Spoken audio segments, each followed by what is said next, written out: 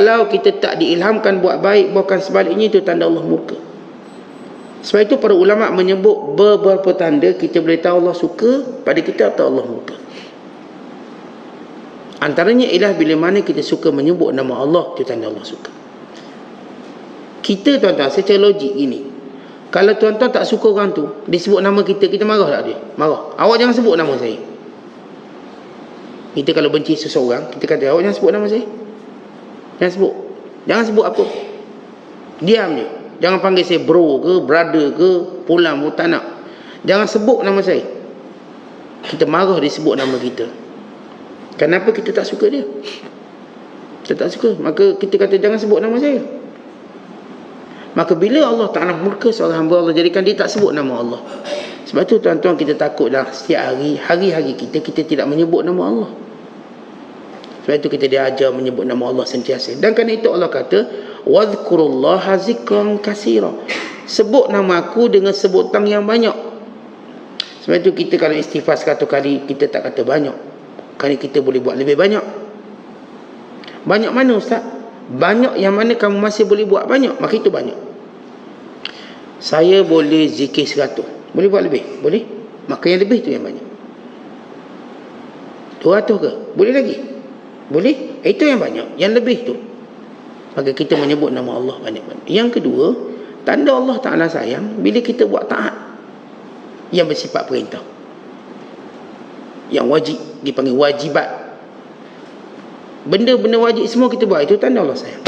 Sebab disebut dalam hadis tentang sayang Allah, suka Allah bila hambanya melakukan perkara yang wajib. Dalam hadis Qudsi, Allah Ta'ala berfirman, tak ada benda yang aku suka hamba ku buat selain daripada apa yang aku fardukan padanya, mimma aftaratu alaihi. Sebab tu orang yang suka buat benda-benda yang Allah fardukan. Wa imma namanya fardu ain atau fardu kifayah, dia buat.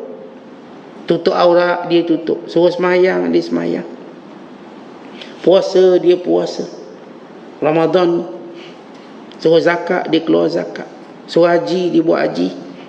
Maka orang ni Allah Ta'ala sayang dia. Dan itu tanda Allah redha pada dia. Dan yang ketiga, bila mana seorang tadi suka buat benda sunat-sunat. Semua benda sunat-sunat atau disebut sebagai masnunat. Semua benda sunat-sunat ni dibuat belaka, suka dia. Daripada siwak dia suka.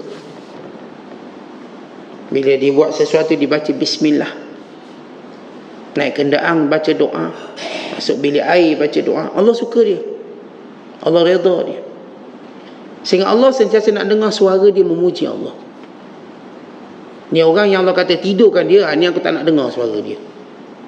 Biar dia masuk jambang tak baca doa, keluar jambang tak baca doa, naik kereta jangan baca doa, jangan baca. Aku tak suka suara dia. Aku benci pada dia. Sehingga dia tidak terhilang untuk berzikir atau untuk buat benda fardu atau buat benda sunat. Sebab itu kita kena takut bila kita buat satu perkara sunat lalu kita tinggalkan, kita takut itu alamat Allah tak suka kita. Kerana para sahabat ridwanullahi alaihi ajma'in, bila mana mereka buat perkara sunat, satu tanggungjawab mereka ialah memelihara sunat. Maknanya katanya, kalau kita memang biasa qabliyah subuh, memang gitu, maka kita tetap buat. Andai kata kita datang lambat, kita qada qabliyah subuh tu. Lambat, saat datang-datang ustaz dah solat, ataupun orang dah iqamat. Atau saya sakit perut tadi tu datang lambat, orang dah solat rakaat kedua, mana qabliyah subuh? Lepas ni kita qada. Saya datang saat orang dah qamat, tak sempat qabliyah zuhur. Qabliyah lepas tu qada. Saya tak sempat lah ba'diyah ni, isyak ni, duk sibuk, tetamu datang, ba'diyah lepas tu qada lah. Kerana menjadi satu sifat para sahabat, bila mana mereka buat benda sunat, mereka takkan tinggalkan. Sebab itu para ulama menyatakan boleh qada perkara sunat yang kita tinggalkan. Boleh qada. Dibenarkan kita qada. Diharuskan, bahkan disunatkan. Jadi kalau kita tertinggal mana-mana benda sunat, kita qada lah. Kita biasa sedekah RM100, kita tinggal. Dah bulan ni duk pergi melancong, sehari jemaah tak ada. Baik jemaah ni double kan lah. Itu qada kita. Saya biasa derma RM50 seminggu contoh. Dan jemaah lepas saya pergi melancong misalnya, saya pergi berjalan balik kampung, balik kampung. Jadi tak sembahyang Jumaat lah, balik kampung musafir. Tapi kita memang jadi amalan kita tiap hari Jumaat derma misalnya, maka qada. Kita baru pulang balik, qada. Berapa seminggu awak kasih? Saya bagi RM10. Okey, awak bagi RM20. Itu cara kita qada. Bukan kita ingatkan balik ni yang minggu lepas ni. Tak apa pun kebaikan kita qada. Hatta kebaikan kita pada manusia. Kita biasa ni ada kawan-kawan yang kita suka, kita buat baik pada dia. Kita selalu beri dia ni.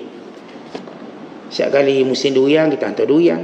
Musim rambutan, kita hantar rambutan. Kawan baik kita hantar.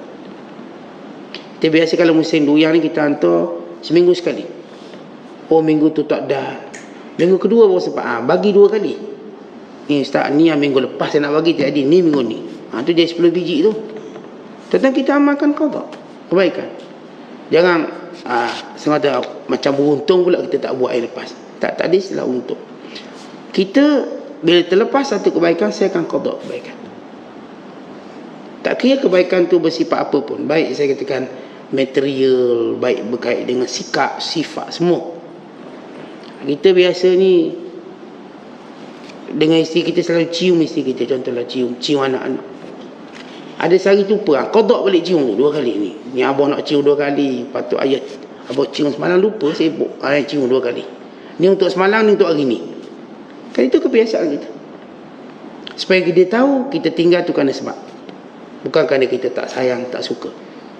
Kan itu saya katakan para sahabat ridwanullahi alaihi ajmain, bila mana mereka buat satu kebaikan, kalaulah tinggal, mereka akan ulang balik qada yang kita amalkan. Walaupun dia sunat je ustaz, tak ulang. Seolah-olah dia macam wajib. Kenapa? Kerana tanda Allah sayang. Dan yang keempat, tanda seorang tu Allah Ta'ala sayang, ditinggalkan perkara yang haram, yang Allah larang. Memang dia tak nak buat. Sejauh-jauhnya dia tak akan buat. Itu tanda Allah sayang. Maka orang macam inilah yang dimaksudkan bangunkan dia.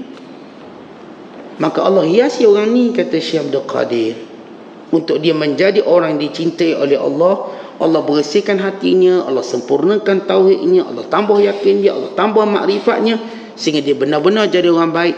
Dalam dirinya terusir segala anasir jahat. Itu yang dimaksudkan dia tak buat jahat lagi. Ataupun disebut sebagai mahrumat atau manhiyat. Apa pun benda-benda haram, benda-benda yang dilarang, dia tak akan buat. Kerana Allah dah bersihkan hatinya daripada segala anasir jahat tu. Dia tak ada lagi nak fikir nak ngumpat.